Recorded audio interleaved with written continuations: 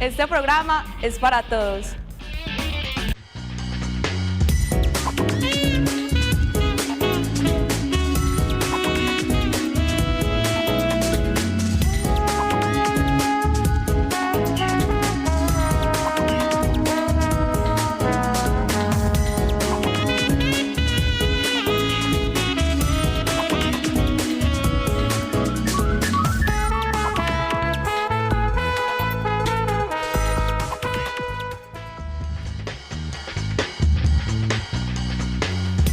Bienvenidos, muy buenas tardes. Recuerden que los miércoles, mientras estén sesiones ordinarias, el Consejo de Medellín, nuestro programa Medellín Ciudad Saludable, se emite en directo de 3 a 4 de la tarde. O sea que ustedes hoy pueden llamar al 441-2100 para hacer sus consultas, hablar con la doctora Fanny Isabel y con el especialista que les traemos para el día de hoy. Doctora Fanny Isabel, bienvenida, muy buenas tardes, ¿cómo está? Buenas tardes, Felipe, muy bien, muchas gracias.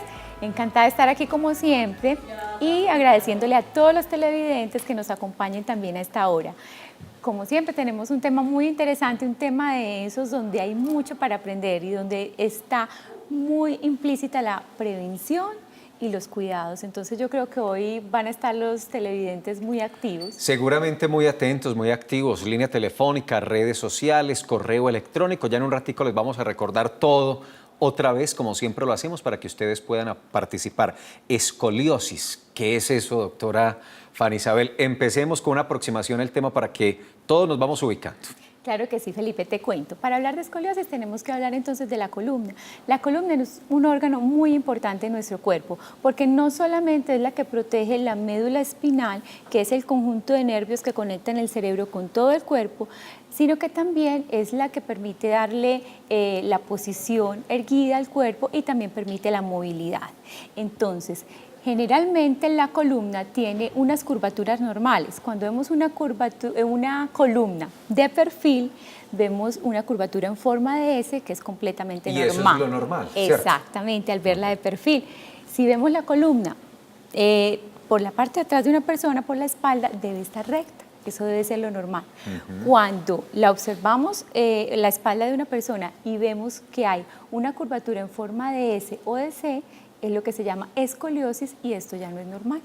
Bueno, ahorita tendremos que detallar muy bien eso para entender muy precisamente cómo es este asunto. Y es que ahora tenemos, creo yo, doctora Fanny Isabel, mucho más que antes, pues dificultades en las posturas, las mismas actividades contemporáneas a las que hoy estamos acostumbrados, la cantidad de horas que nuestros niños pasan en clase, cada vez se extienden al parecer más los periodos académicos, el tema de los computadores, claro, el portátil, los jueguitos, el chat, los morrales súper pesados. Sí. También parece que son elementos todos estos que influyen en este tema y ahorita revisaremos con el especialista qué tanto, si realmente estos son mitos o verdades frente al tema de la escoliosis. Exacto, está tocando temas muy importantes porque hay varios tipos de escoliosis y se clasifican de acuerdo al origen.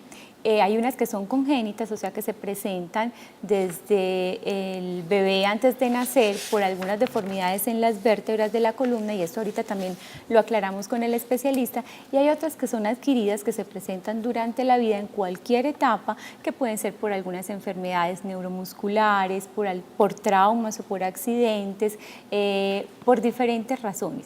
Entonces, además, una buena postura, el caminar correctamente, el sentarse adecuadamente, el estudiar y el trabajar, como lo mencionabas, cada vez tenemos horarios más extendidos. Esto ayuda a que no se empeore en escoliosis o a que no aparezca en escoliosis. Incluso la falta de actividad física parece tener mucho que ver con el asunto. Estaba revisando las estadísticas de prevalencia de la enfermedad o de esta condición, no solo en Colombia, sino en el mundo, y veo una proporción mayor de mujeres que de hombres, casi una relación de 4 o 5 a 1. Y yo no sé si tenga que ver, pero encontramos también una investigación de unos ingenieros biomédicos de la Universidad Manuela Beltrán de Bogotá, y ellos indican, tienen la tesis de que el tema de los tacones, del zapato alto en las mujeres, parece tener una importancia relevante frente a esta situación. Uno, con los problemas circulatorios, pero dos, con los problemas de columna. Exacto, hay muchos factores que pueden influir y este es uno de ellos. Ahorita vamos a hablar con el doctor sobre esto porque de verdad altera pues como el equilibrio estar sobre tacones. Entonces ahora tocamos este tema porque yo sé que las mujeres van a estar muy interesadas en esto. Hablabas también sobre el peso de las maletas o de los morrales en los niños que generalmente cargan una cantidad de libros todo el tiempo y lo ideal es no llevar más del 10% del peso de la persona que lo lleva. Por ejemplo, si un niño pesa 30 kilos, su morral no debe pesar más de 3 kilos. Y lo ideal es que esté repartido en los dos hombros. Vemos también que muchas veces lo llevan en una sola parte y por eso genera pues también más desviación. Esa formulita sí está muy interesante, doctora Fanny Isabel, porque por lo que uno ve en los carros, en los buses de transporte escolar, los niños cuando van y vienen de las instituciones educativas, yo creo que todos cargan más de ese 10%. Unas maletas súper pesadas y bueno, ese es un tema que también tendremos que explorar un poco más hoy. Veamos el contexto, veamos el informe introductorio, recojamos algunos de estos elementos que hemos conversado antes de saludar a nuestro especialista.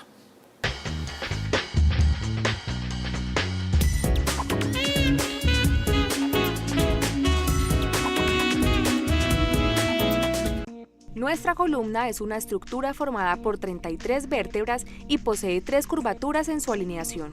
De estas depende el sostenimiento, la protección y el recubrimiento de la médula espinal. Cuando la columna sufre una desviación como respuesta bien sea por vértebras alteradas en el momento del nacimiento, como efecto secundario a una enfermedad o por causa desconocida, se presenta la escoliosis. Esta enfermedad, que afecta a un 3.5% de la población total aproximadamente, aqueja regularmente a las mujeres en quienes se puede observar protuberancias de algunas partes del cuerpo, como las costillas o un lado de la cintura con mayor altura. Sin embargo, esta no es la única alteración que podemos padecer en nuestra estructura ósea, pues existen otras deformidades que pueden afectar miembros como las piernas, la cadera, las rodillas y los pies. Es así como entre las deformidades postulares podemos encontrar las piernas popularmente llamadas en X o paréntesis, muslos y piernas hiperextendidos y el pie cabo, el cual cuenta con una altura elevada y exagerada en el puente del pie, lo cual limita el calzado, deforma los dedos y los predispone a tener esguinces en esta zona. Aunque muchas de las afecciones pueden ser indoloras y por ello permitir el avance silencioso de las deformidades, es importante que como responsables de nuestro cuerpo estemos atentos a los cambios de tamaño y de crecimiento que podamos detectar, pues el diagnóstico prematuro es clave para brindar el debido tratamiento.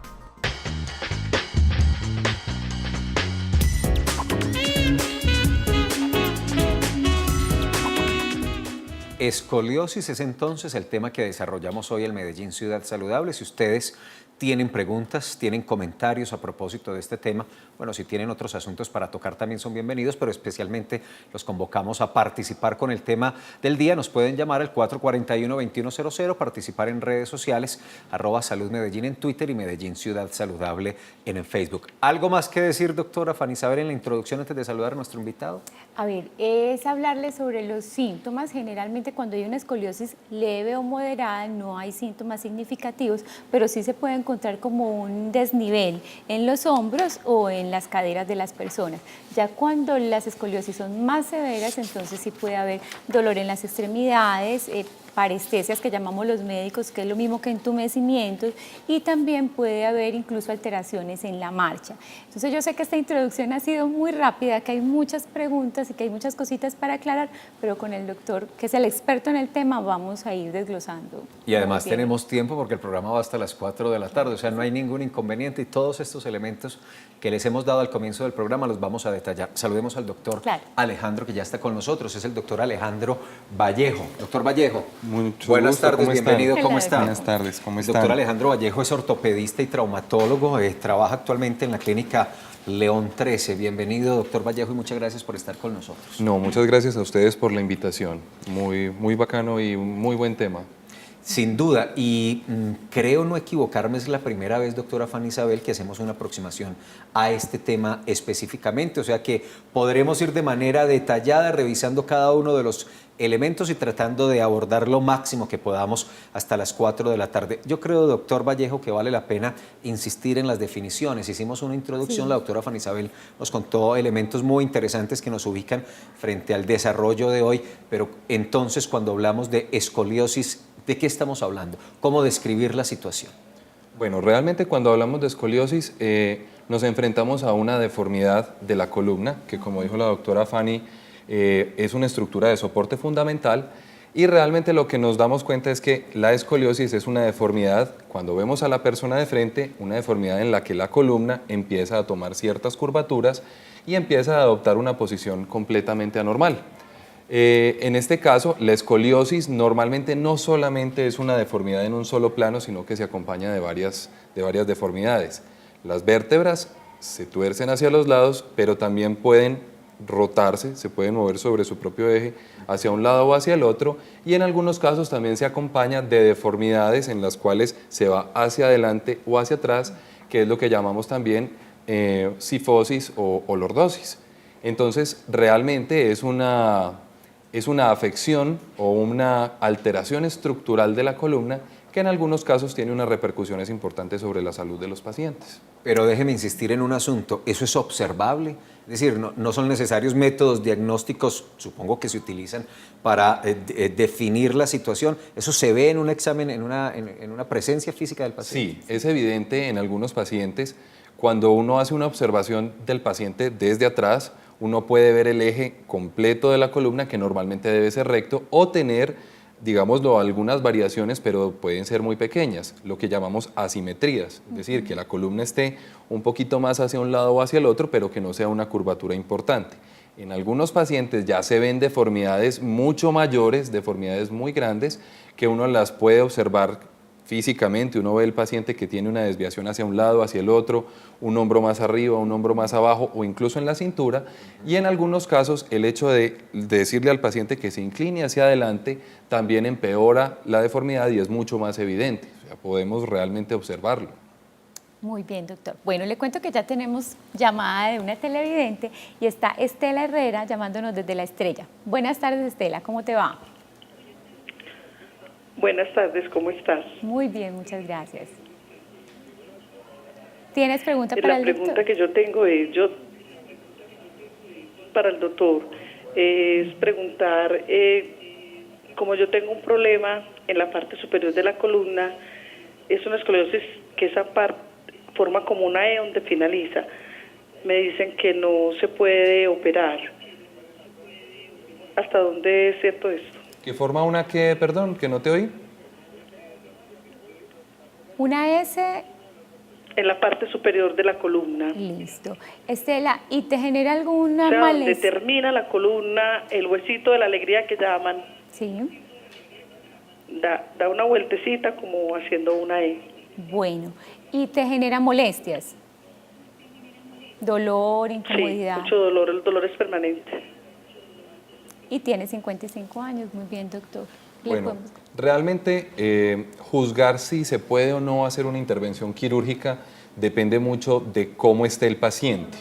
¿Por qué? Porque en ocasiones, a pesar de que el paciente tiene una deformidad, como ya hemos visto, de su columna hacia un lado o hacia el otro, la deformidad no siempre es la causa del dolor. En algunos casos la deformidad nos puede generar dolor, pero en otros casos simplemente acompaña otros problemas de la columna. Y en ocasiones esos otros problemas de la columna que se acompañan, a pesar de que se hagan cirugías, no necesariamente mejoran los pacientes. Entonces, a veces es muy difícil uno ofrecer una cirugía que uno no sabe si realmente le va a ofrecer un beneficio o no a un paciente, si le va a generar en un momento dado el alivio del dolor, y por eso se requiere evaluar de una forma completa la columna. No es solamente corregir, no es solamente enderezar, por decirlo así, sino que hay que ver que otras partes de la columna están dañadas antes de ir a generar posiblemente un problema mayor con una cirugía que puede ser muy grande. Entonces uno a veces es un poco cauto. Y define no hacer una intervención quirúrgica sin poder asegurar un resultado óptimo para un paciente determinado. ¿Pero en qué condiciones, doctor Vallejo, se evalúa la posibilidad de una cirugía? Bueno, normalmente se deben haber agotado primero todas las opciones no quirúrgicas. Se puede agotar la opción de terapia física, se puede agotar la opción de infiltraciones directamente sobre los sitios dolorosos, se puede utilizar en algunos métodos radiofrecuencia. Obviamente eso depende mucho de cuál sea el problema. La columna tiene una gran cantidad de estructuras que pueden generar el dolor y hay que definir cuáles son las que están generando el problema. Cuando ya uno tiene una aproximación hacia cuáles son las estructuras que están generando el dolor, tiene varias opciones. La terapia física casi siempre está indicada y es el primer paso. Después vienen las opciones con infiltraciones, con radiofrecuencia y ya de último uno deja la opción de cirugía. Hay pacientes en los que tienen unas patologías tan graves o que tienen una lesión tan importante que de una vez se les indica el tratamiento quirúrgico, pero la mayoría de las veces agotamos siempre el tratamiento médico antes de pensar en una cirugía. Doctora Fanny Isabel y doctor Vallejo, como siempre nos fuimos nosotros a las calles. Nos encanta en este programa que la gente participe y les hacemos preguntas y les consultamos. O en algunos casos les decimos, mire, va a estar el doctor Vallejo hablando de tal tema, ¿qué le quiere preguntar? Pues hay ciudadanos que tienen preguntas para el doctor Vallejo a propósito de este tema. Mi nombre es Juan Fernando López. Yo quisiera saber cómo se detecta la enfermedad de la escoliosis.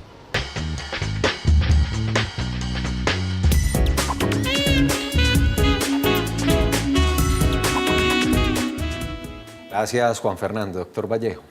Bueno, la escoliosis se detecta fundamentalmente con una radiografía. Cuando hablamos de deformidades importantes, como lo mencionabas ahora, el paciente se ve torcido y uno puede definir que el paciente tiene una escoliosis. Pero para uno poder asegurar que el paciente definitivamente la tiene, la opción principal es tomarle al paciente como mínimo una radiografía.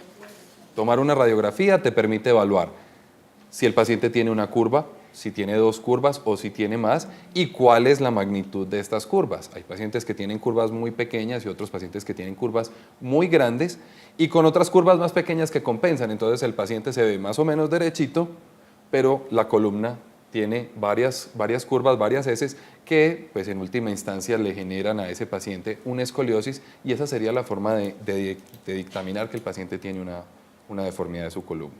Que es una forma muy sencilla, pues incluso, ¿cierto? Hacer una radiografía no tiene... Una forma sencilla y realmente asequible a la gran Sí. mayoría de personas. Perfecto. Doctor, tenemos otra llamada, está Ángela Bedoya y nos llama desde Caldas. Buenas tardes, Ángela. Buenas tardes, doctora. ¿Cómo te ha ido? Será muy bien, gracias a ustedes. Muy bien, muchas gracias. Una preguntita para el doctor. El esposo de una hija mía tiene actualmente 45 años.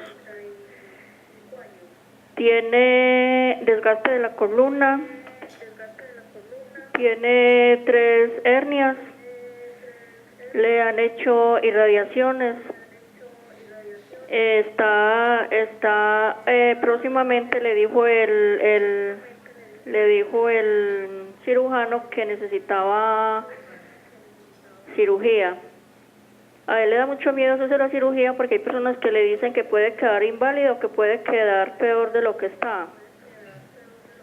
Cuando él tiene el dolor se le nota pues a la vista la inflamación y anda muy ladeado para un lado, él camina torcido del todo, mejor dicho. A ver, el médico, ¿qué me puede decir a esto? Muy bien, Ángela, gracias por tu llamada. Es una persona muy joven y con ya varios hallazgos. Sí, entonces, bueno, normalmente, ¿qué te puedo decir yo de las cirugías de columna? La cirugía de columna actualmente es una cirugía que está mucho más estandarizada de lo que estaba previamente, y a pesar de que no es una cirugía que esté exenta de complicaciones y que tiene sus riesgos como cualquier otra intervención quirúrgica, digamos que realizada por el profesional idóneo, que debe ser un especialista en cirugía de columna, ya sea ortopedista o ya sea neurocirujano, en general las complicaciones que se tienen no son tan grandes, y para hablar de que una persona quede parapléjica o que quede sin movimiento en sus piernas, normalmente estamos hablando de complicaciones mayores que realmente tienen una tasa de incidencia muy baja. Es muy raro encontrar este tipo de complicaciones. Ahora, lo que hablábamos ahora, los pacientes que tienen un problema de columna en el cual ya se han optado por todas las opciones que no son cirugía, definitivamente tienen la opción de hacer un tratamiento quirúrgico. No es asegurable un 100% que al paciente se le vayan a quitar todos sus síntomas, pero sí en un momento dado se puede asegurar o se le puede mencionar al paciente una posibilidad importante de mejoría. Entonces, cuando ya estamos agotando todos esos otros recursos y se le ofrece al paciente una intervención, pues obviamente dentro de los riesgos esperables, siempre que ofrecemos una intervención estamos buscando la mejoría, pues si no total, al menos en un gran porcentaje de la sintomatología del paciente, y sobre todo si está tan limitado como nos dice pues, esta persona, pues definitivamente creo que es una opción que puede ser útil. Además que es una persona muy joven, entonces mejorar la calidad de vida, pues en su vida productiva, en su vida laboral, pues va a ser... Sí, muy es muy importante ofrecer a los pacientes calidad de vida, pero siempre deben ser realizados estos procedimientos por personas que estén idóneas, muy bien entrenadas en este tipo de cirugías. Bueno, doctor, entonces, para hacerles una mejor explicación a los televidentes sobre las curvaturas normales de la columna y sobre lo que es la escoliosis, lo invito a que vayamos a unas ayudas que nos preparó la directora Claro que a la sí. pantalla, y así le podemos explicar de una mejor forma a los televidentes.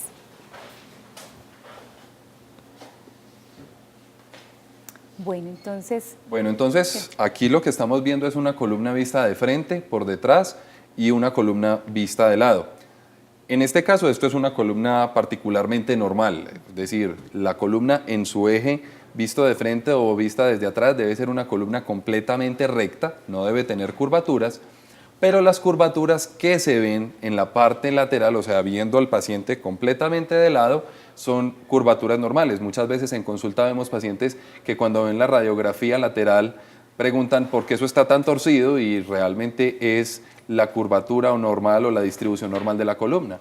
La columna la tenemos dividida en una porción cervical, que son las primeras 7 vértebras, luego tenemos 12 vértebras que son las vértebras torácicas, que característicamente se pegan a las costillas, y tenemos ya la porción lumbar, que son las últimas 5 vértebras, y el sacro.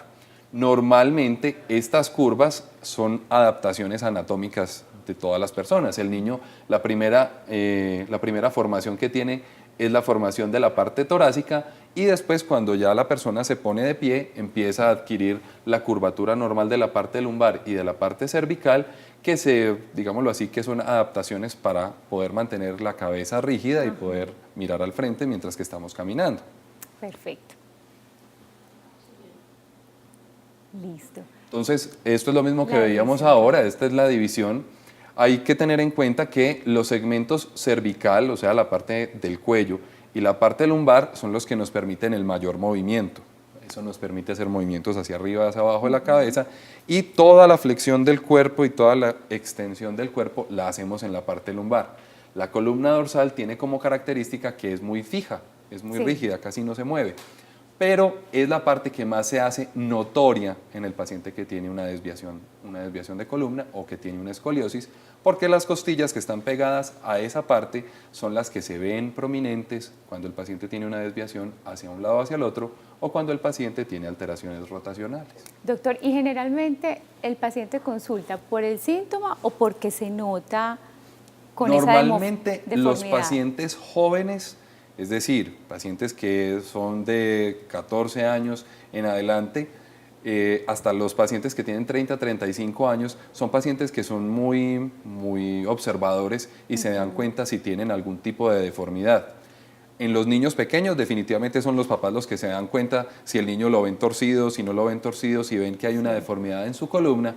Y el paciente ya mayor, el paciente mayor de 50, 55 años, ya es un paciente que consulta más por otra sintomatología, porque se le encalambran las piernas, porque tiene dolor bajo de espalda, porque tiene manifestaciones en algunos casos de dolor que se irradia a la parte de atrás de la pierna, como un calambre, como una quemazón. Exacto.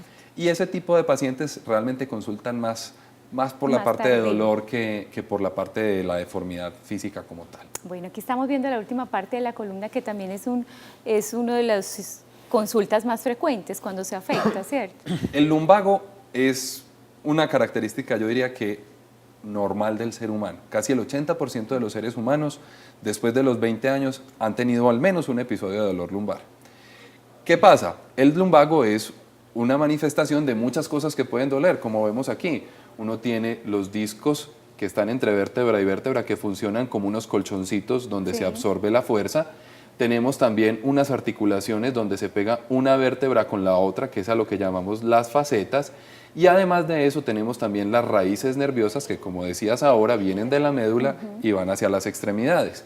Entonces, en un paciente que tiene dolor lumbar o dolor bajo de espalda, puede doler el disco, puede doler el hueso, puede doler la articulación o pueden doler las raíces. Entonces, realmente necesitamos hacer un examen dirigido al paciente, ver qué es lo que le está doliendo para poder enfocar el posible tratamiento que vamos a ofrecerle. Claro. Incluso le cuento, doctor, que como es algo tan complejo y tan común, tenemos la semana entrante un programa dedicado solo a lumbalgia y hernias de disco. Excelente. Bueno, y ahora sí está aquí más explícita, entonces la columna normal y la columna con escoliosis, que incluso es una figura de una niña, porque tengo entendido que en las adolescentes y más en las mujeres se puede presentar con más frecuencia. Bueno, normalmente tenemos que la escoliosis se divide por los grupos de edad en los que puede dar. Un grupo particularmente importante son las niñas sobre todo, las niñas que están en la edad antes de que les venga la menstruación. ¿Por qué? Porque eso es el punto donde tienen como ese segundo estirón de la adolescencia antes de crecer lo que digámoslo así les falta por crecer, y es el punto donde la columna tiene su máximo potencial de crecimiento y su máximo potencial de deformarse. Por eso el diagnóstico de la escoliosis o la evidencia de que una niña tiene un problema de columna idealmente se debe hacer antes de este periodo para poderla vigilar, para poder estar pendiente si hay una curvatura que progresa, que se empeora, o si es una curvatura que va a estar estable y que podemos estar, digámoslo así, más tranquilos ante la deformidad progresiva que pueda tener. Perfecto, doctor. Muchas gracias por la explicación. Ahora seguimos entonces, Felipe, con más preguntas. Gracias, doctora Fanny Isabel. Yo, antes de hacer la pausa institucional, quiero hacerles una invitación. A usted, doctora Fanny Isabel, al doctor Vallejo, bueno, y a todos nuestros televidentes. Es que la próxima semana, viernes 25 y sábado 26 de octubre, se va a cumplir en Medellín un importante congreso internacional. Es el Congreso Internacional de Inmunizaciones. Vamos a conocer experiencias exitosas, cómo están trabajando el tema, las novedades, las tendencias, no solo en el ámbito y en el contexto local, regional, nacional, sino también internacional. Importantes conferencistas estarán en Medellín, repito, viernes 25, sábado 26 de octubre, y el evento se cumplirá en el Hotel Intercontinental. Les recuerdo este tema para invitarlos. Está muy dedicado a los gerentes, a los directores de las entidades de salud. Hacemos una pausa y regresamos para seguir hablando de este tema hoy, el Medellín Ciudad Saludable.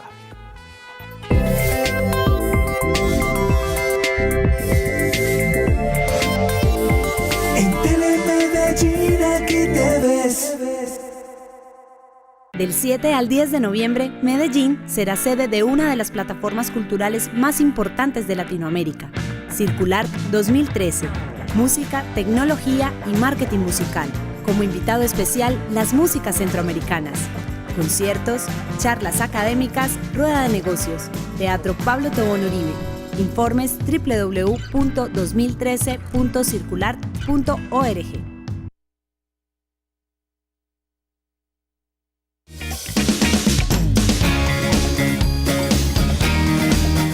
En Ábrete Sésamo, Sara pasa su día vendiendo cositas raras para cocinar. Una de las mejores cosas que hace es hablar.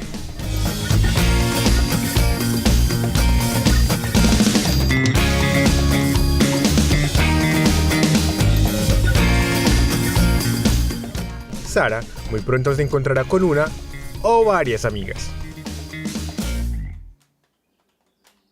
Erika Vargas es servidora pública de la Alcaldía de Medellín desde hace 17 años, pero hace 10 meses trabaja desde su casa gracias al programa de teletrabajo que le permite además estar pendiente de su hijo de 7 años diagnosticado con autismo y parálisis cerebral.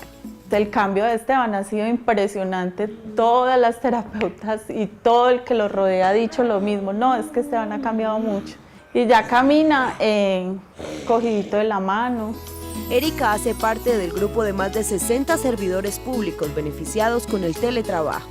Yo le pedía a mi Dios, ay Diosito, qué rico uno poder trabajar desde la casa, ay Dios mío, uno poder hacer algo como que pueda solventarse, pero acompañarlo también.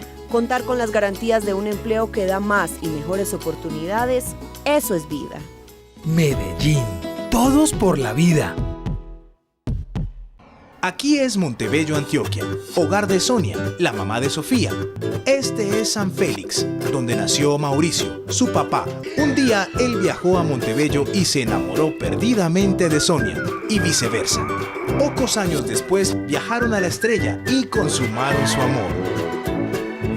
Y así nació esta linda estrellita, o más bien siderense, quien desde sus primeros años de vida mostró gran afición por el fútbol. Su colección de uniformes lo demuestra. Pero Sofía no es la única persona que juega fútbol. El 4% de la población mundial lo hace. Además, Sofía hace parte del 13% de la población que es zurda. También le apasiona leer, pero la única persona capaz de hacerlo todo al mismo tiempo es Sofía. Propiedad pública. Véalo todos los jueves a las 5 de la tarde. No te lo pierdas.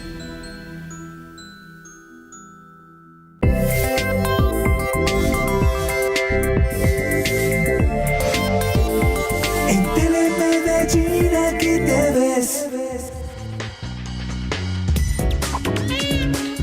Escoliosis es el tema que nos reúne hoy aquí en Medellín Ciudad Saludable, 441-2100. Doctora Fanny Isabel, de seguir con este tema, está en el Facebook Olga Lía Cano. Dice buenas tardes y pregunta cada cuánto se debe hacer la citología. Supongo que es lo que pretende preguntar Olga. Claro, sí, esa pregunta está muy bien. Mira, Olga, la idea es que cuando una mujer inicia su vida sexual, debe empezar a hacerse su citología una vez al año.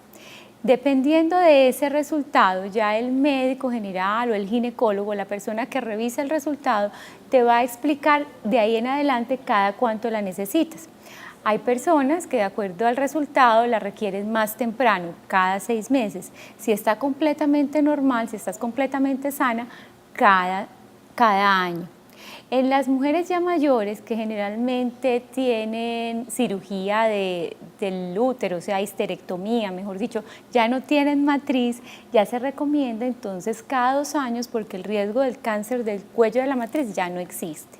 Entonces, más o menos esa es la idea. Siempre estar pendiente de la recomendación. A veces las pacientes se quedan con la citología y no regresan para que les expliquen el resultado y cuando regresan ya es muy tarde. Entonces, siempre volver a que les lean el resultado. Saludemos en Sabaneta a Luz Marina Quintero. Luz Marina, buenas tardes. Sí, muy buenas tardes. Hola, Luz Marina, ¿cómo está? Lo más de bien, sí, señor. Bueno, la escuchamos. ¿Cuál es su pregunta? Para darle las gracias a los doctores y a Telemedellín por este programa tan maravilloso. Es que tenía una inquietud. Tengo una hija de 18 años le hicimos un examen de la columna y nos sale con 15 grados de escoliosis. Entonces yo quiero saber si tiene alguna solución pues con terapia o ya es muy avanzado. A ver qué me dice el doctor. Muy bien, Luz Marina, gracias por su llamada. Doctor Vallejo. Es una pregunta bastante interesante. Normalmente cuando hablamos de las escoliosis, sobre todo en ese rango de edad, pues definitivamente la idea es observarla, o sea, estar muy pendientes, porque normalmente cuando son menores de 20 grados no necesitan un tratamiento quirúrgico ni necesitan esos aparatos grandes que a veces se necesitan para enderezar los pacientes o para disminuir la progresión de la deformidad. Entonces, normalmente lo que hacemos es que le tomamos una radiografía, verificamos otras causas primero de posible desviación de la columna. Hay personas que pueden tener desviación de la columna no porque la columna esté desviada per se, sino porque tienen una extremidad más corta que la otra y a veces necesitan más que enderezar la columna, necesitan un alza, un tacón en una de los zapatos que le permita corregir su postura. Entonces, primero es definir si tiene o no alguna otra alteración que le genere la desviación de la columna. Segundo, si ya definimos o si ya el médico define que es una desviación de la columna como tal, entonces pensamos en evaluar por lo menos cada 4 a 6 meses con una nueva radiografía. Si la radiografía nos muestra que no hay un aumento o una progresión en la deformidad, podemos seguir haciendo controles cada 6 meses, siquiera 2 veces al año con radiografía para definir que no hay un problema. O si en un momento dado vemos que hay una progresión o un aumento de la deformidad, pues tenemos que pensar ya en actuar, en utilizar un corsé, utilizar una ortesis, o en algunos casos si la deformidad es demasiado grande, si la progresión es muy rápida, pues uno puede llegar a pensar en cirugía.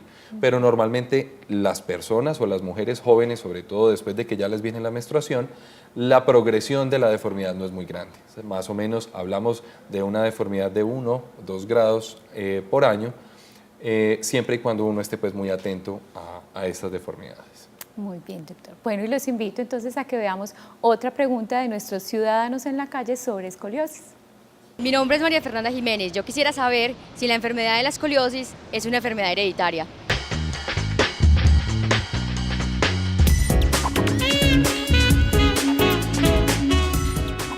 Gracias, María Fernanda. Yo agregaría, doctor Vallejo, entonces, ¿cuáles son las causas?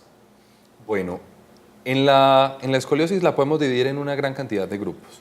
Podemos dividir escoliosis que son de origen idiopático, como llamamos los médicos a todo lo que no tiene una causa absolutamente clara, sino que hay factores genéticos, hay factores ambientales, hay factores posturales, son una cantidad de cosas que nos pueden generar una enfermedad. Tenemos escoliosis congénita, o sea, los niños que tienen una alteración en la formación de su columna y van generando deformidades paulatinas a medida que van creciendo. Y tenemos deformidades o escoliosis asociadas a algunas otras enfermedades. Hay enfermedades que producen escoliosis o que generan un mayor riesgo para producir escoliosis. Las enfermedades neuromusculares, las deformidades o las alteraciones neurológicas, por ejemplo, los niños que tienen parálisis cerebral, que tienen mielomeningocele, que tienen alguna alteración como tal del tono muscular. Y pues obviamente la más frecuente que vemos es la escoliosis idiopática, la que realmente no conocemos la causa. Sí hay bases genéticas, o sea, hay personas que tienen una predisposición a tener una escoliosis, pero realmente es muy difícil definir si una persona, si una mamá va a tener un hijo, si ella tiene escoliosis, saber si va a generarle escoliosis a su hijo o a su descendencia realmente no es predecible o no hay forma de nosotros poder decir si su hijo va a tener también escoliosis. Muy bien. Bueno, doctor, tenemos otra llamada. Está Doris Galeano llamándonos desde la América. Hola, Doris, ¿cómo te va? Buenas tardes, ¿cómo les va? Muchas gracias por este servicio que le prestan a la comunidad. Con mucho gusto, Doris. Gracias a ti por llamar. Bueno, la pregunta mía es muy puntual. Una señora de 55 años que al caminar siente un tirón, un jalón, y se sienta, descansa 2 minuticos y ya se revuelve, se le quita el dolor. ¿Eso tendrá algo que ver con la escoliosis? Muchas gracias. Bueno, normalmente hay 2 tipos de personas que cuando están caminando les duele y tienen que parar. Una de dos, o son los pacientes que tienen problemas en su columna y tienen una alteración neurológica, o son problemas que tienen alteraciones vasculares. Lo que llamamos claudicación. Claudicación es la persona que va caminando, empeora, siente dolor en sus piernas, dolor, y 2 cuadras, 3 cuadras después, obligatoriamente tiene que parar, y con el reposo, con descansar un ratico, la persona mejora. Lo que hay que definir es si este problema viene de la columna o si el problema viene de la parte vascular. ¿Qué nos ayuda a eso? Si la persona tiene frialdad en las piernas, si uno al revisarla encuentra que los pulsos, o sea, la circulación distal está muy disminuida, que es una persona que tiene antecedentes de problemas cardíacos o de problemas vasculares, uno se guía más a hacer un diagnóstico por el lado de la parte vascular. Si esta persona siente ese dolor, pero ese dolor es asociado, como decías ahora, a los calambres o a esa sensación como de hormigas que puede sentir uno, por ejemplo, cuando se queda mucho tiempo con una pierna sobre la otra, o en un momento dado siente que pierde la fuerza en las extremidades o que pierde la sensibilidad, en ese caso ya uno piensa más en una lesión de la parte neurológica y busca lesiones de la columna. ¿Puede estar asociada a escoliosis o no? Sí, en algunos casos se puede asociar, sobre todo en los pacientes que tienen una edad más avanzada y se asocian a desgaste de la columna, que es lo que hablamos de una escoliosis degenerativa. Doctor Vallejo, al comienzo del programa cité algunas cosas que decía uno y yo me preguntaba, ¿serán mitos? ¿Serán realidades? El tema del peso Sí. en los morrales, las posturas y el mayor tiempo que nuestros hijos, niños, pasan recibiendo clase, los portátiles, el chat, las posturas que utilizamos para esos jueguitos digitales, ¿eso tiene que ver con este tema? Bueno, hay pacientes que hacen escoliosis, digámoslo así, postural. Es una escoliosis que se genera porque el paciente hace una mala posición y sostiene una posición inadecuada. Sin embargo, la mayoría de esas escoliosis son escoliosis que son flexibles, o sea, el paciente pues está así sentado, torcido, y el paciente se sienta derechito y el paciente recupera su alineación normal de la columna. Lo que sí se ha visto es que los pacientes que están sometidos a mucha carga de peso, y eso lo vemos por ejemplo en los soldados o en pacientes que realmente sostienen un peso importante, morrales de 40, 30 kilos de peso, sí se ve que hay un desgaste prematuro o un desgaste precoz de la parte de la columna, sobre todo de los discos, de los colchoncitos que veíamos ahora y de las articulaciones en la parte de atrás de la columna. Entonces, más que generar una deformidad o no con el peso, lo que sí vemos es que se genera un desgaste prematuro de la columna. Uno ve en el tema, por ejemplo, de las personas que cargan o descargan camiones, cargando grandes pesos, que utilizan unos protectores. ¿Eso funciona? ¿Eso ayuda para evitar la desviación de la columna? Claro que sí, y ayuda al soporte de peso y a evitar lesiones asociadas a la parte laboral.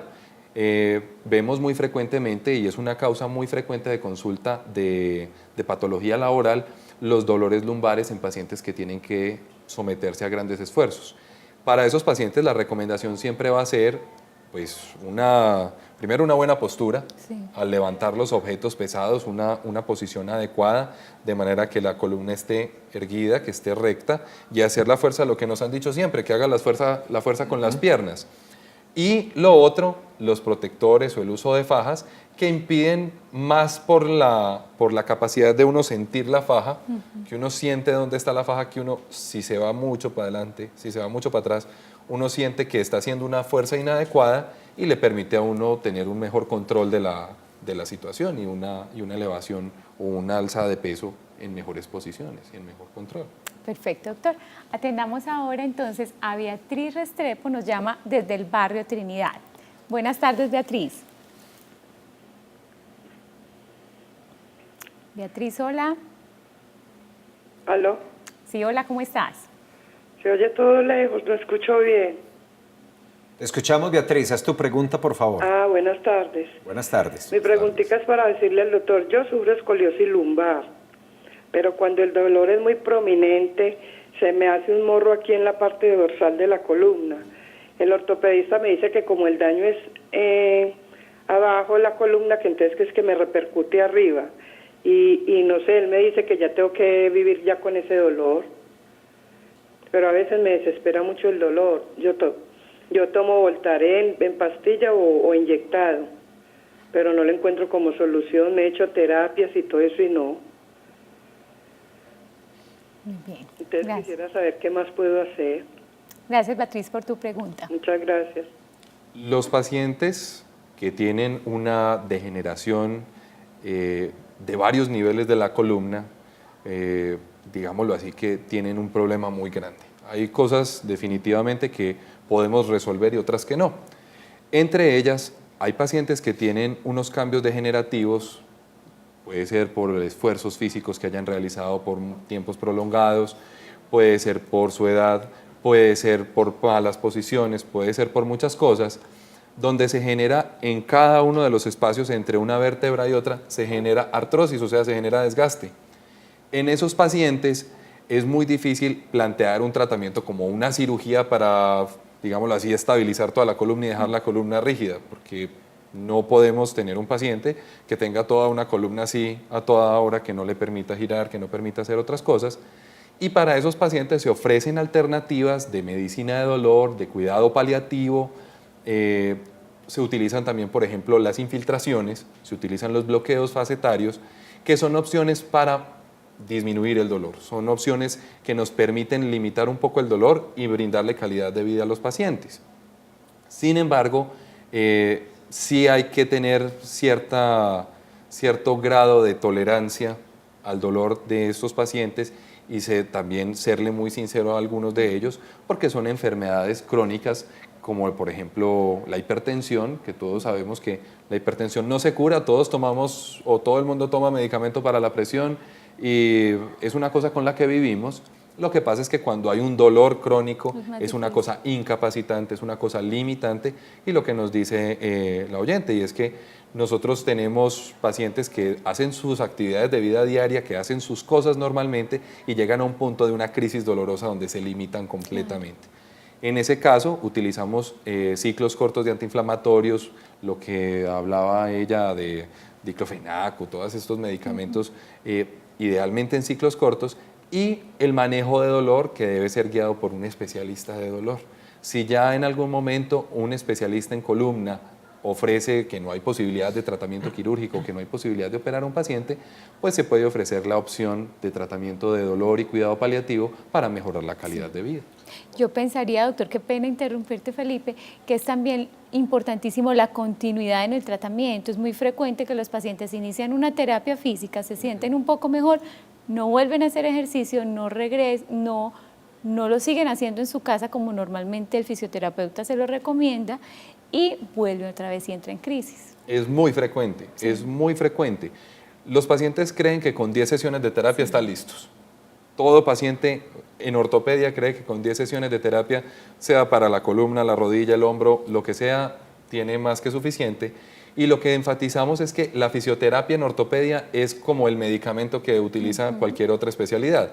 Debe ser utilizado regularmente, debe ser utilizado bajo una guía de un fisioterapeuta que le enseñe los ejercicios, que los pueda realizar en su casa, si es necesario en algunos casos comprar bandas elásticas, algunos utensilios que no son muy costosos y que no son realmente cosas problemáticas, para que los pacientes puedan hacer esas actividades en la casa y las efectúen de manera regular. Eso mantiene la tonicidad del músculo, mantiene el músculo en forma, mantiene la articulación moviéndose y en algunos casos pues, realmente le genera un beneficio muy grande a los pacientes. Vamos a hacer a continuación la última pausa institucional de hoy, el Medellín Ciudad Saludable, y venimos a un bloque final con el doctor Alejandro Vallejo, ortopedista, para cerrar este tema y sobre todo para revisar algunos asuntos que tienen que ver con la prevención. Ya regresamos.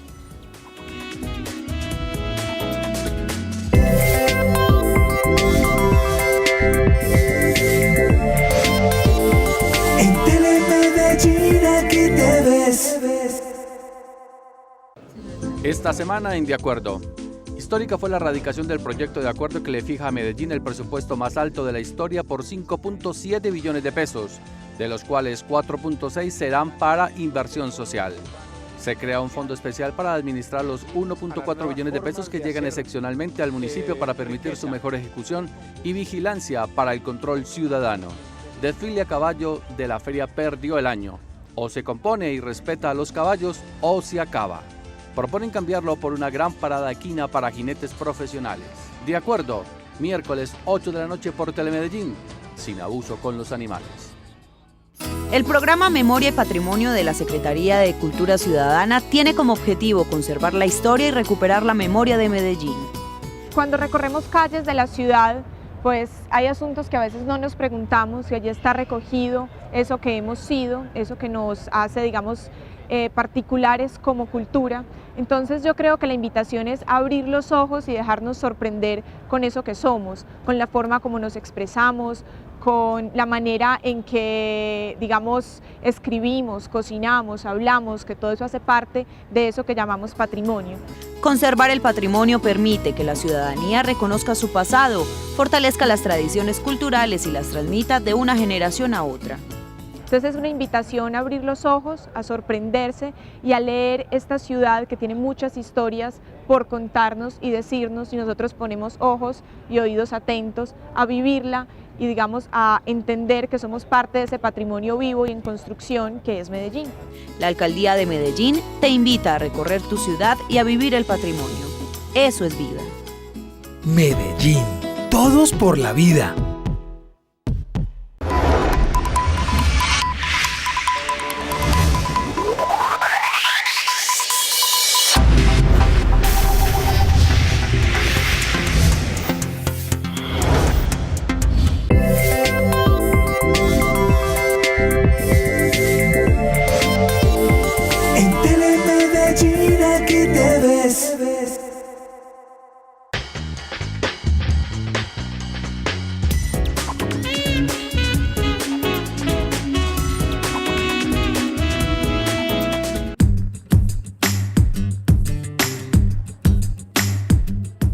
Yo soy Mónica Janet Bedoya Tobón, soy bailarina de profesión. Estamos en un grupo donde estamos trabajando ritmos latinos, estamos trabajando música de salón, estamos trabajando lo que es la salsa, el porro, merengue, que estamos manejando lo que es la memoria coreográfica, problemas cardiovasculares, la presión sobre las personas, empezando con un calentamiento, con un movimiento articular. Hay muchas personas que sufren de asma, entonces, por ejemplo, en ese sentido se les enseña cómo manejar la respiración. También se les enseña mucho cuando tienen desgarres a que no hagan fuerzas no adecuadas. A mí me han mandado todos estos ejercicios soy diabética y bueno, todo esto es muy importante para mí. Salgo de la rutina de la casa y estoy en medio de la sociedad. Uno viene acá, si se equivocó, se murió de la risa, nadie se ofusca, si nos gozamos al uno o al otro. O sea, es uno gozarse, es un espacio que uno saca para gozarse.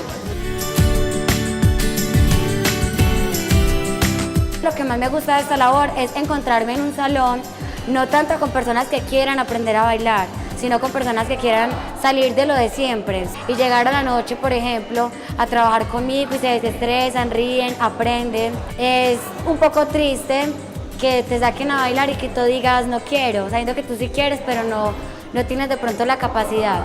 Entonces cuando ya tomas estos conocimientos, tomas una seguridad y dices, no, bueno, vamos, o bueno, no sé mucho, pero tú me llevas. Entonces eso es lo importante, la verdad.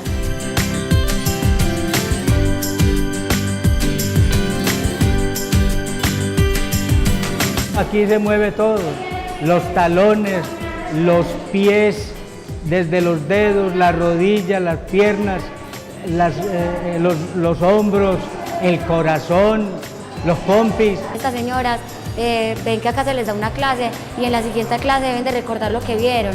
Entonces se van trabajando la memoria y van trabajando en que hay otras cosas que se les olvidó y van diciendo, bueno, a mí esto por qué se me olvidó si yo todavía puedo aprendérmelo. Está comprobado que es también, por decirlo así, una hora de clase es una hora más de vida, porque es una hora en que le estás diciendo a tu cuerpo otras cosas por hacer. Véngase para acá a hacer ejercicio, a hacer vida, que esto es un estilo de vida muy diferente que no le llena sino de salud.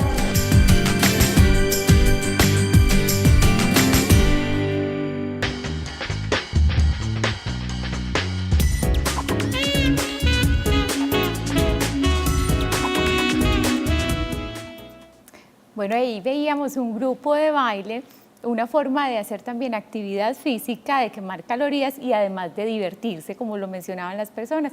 Es el grupo de baile Ávila, que queda cerca al Parque de la Milagrosa, y vemos que hay otras opciones, no solamente puedes ir al gimnasio a hacer ejercicio, sino también pasar un rato agradable con otras personas bailando. Aprovechemos, doctora Fanny Isabel, el ratico que nos queda para atender los televidentes. El consultorio vuelve a abrirse mañana a las 11 de la mañana. Esta es nuestra última llamada. Fabiola Restrepo en la América. Fabiola, buenas tardes. Buenas tardes, para felicitarlos por el programa. Gracias. Le quiero preguntar al doctor, a ver, yo también soy una paciente de 55 años. Sufro de la presión y de la tiroides. Voy caminando y el lado derecho me pega un jalón horrible, el dolor es intenso. Me siento, se me pasa. Pero a mí me duele todo el lado derecho, la pierna derecha, el brazo derecho, el seno derecho, yo digo que el pulmón derecho, todo el lado derecho. Yo lo llamo una enfermedad huérfana. Por la noche me acuesto y sobre el lado derecho, entonces el dolor es horrible, esa pierna derecha. Y por la noche las dos piernas me duelen muchísimo, pero no es sino en la noche. Eso será un desgaste de cadera, un desgaste de columna. ¿Dónde qué médico debo de ir? Por favor, que me aconseje. Mil gracias. Gracias, Fabiola, por llamarnos. Muy bien, pues primero que todo uno tiene que descartar ante este tipo de problemas o ante este tipo de síntomas que si vamos a hablar de columna debe ser de la columna cervical. Normalmente si estamos hablando que también incluye el miembro superior, pues hay que definir si hay o no una lesión alta. Normalmente cuando tenemos dolores articulares múltiples o dolores generalizados, se asocian más a enfermedades reumatológicas, tipo artritis o tipo desgastes generales como la artrosis, y no son tan puntuales, es decir, no es un problema únicamente de la columna, únicamente de la cadera, únicamente de la rodilla, sino que comprometen varias articulaciones.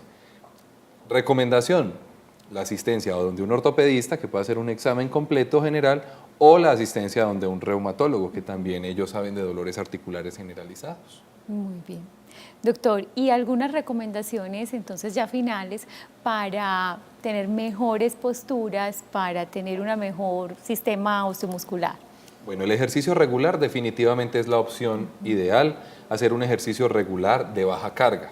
No significa que ejercicio regular sea jugarse un partido de fútbol cada 3 días de 40 minutos y exponer las rodillas a una lesión ligamentaria, no. Significa caminar, hacer un ejercicio aeróbico frecuente, al menos 30 minutos, 3 o 4 veces al día, de hacer un ejercicio cardiovascular adecuado, hacer un buen estiramiento, conservar buenas posturas, una postura erguida durante estar sentado y caminar también de una forma derecha, no caminar así agachados o caminar tampoco en extensión. Y una recomendación muy importante hablando como tal del tema de escoliosis es la vigilancia en las personas jóvenes, sobre todo en los adolescentes y en los niños, en los cuales los padres deben estar pendientes, deben estar atentos ante cualquier deformidad de su columna y consultar de una forma precoz a un especialista. Doctor Vallejo, muchas gracias por acompañarnos y tendremos que seguir con estos temas más adelante. Muy amable. Muchas gracias a ustedes. Sí, mil gracias por su tiempo y las recomendaciones. Y mañana nos volvemos a ver entonces a las 11 de la mañana. Tenemos un tema bien importante. Vamos a hablar de accesos a los servicios de salud. Es un estudio que hace la Universidad de Antioquia. Los esperamos entonces mañana. Les agradecemos mucho. Chao. Cuídense mucho. Hasta luego.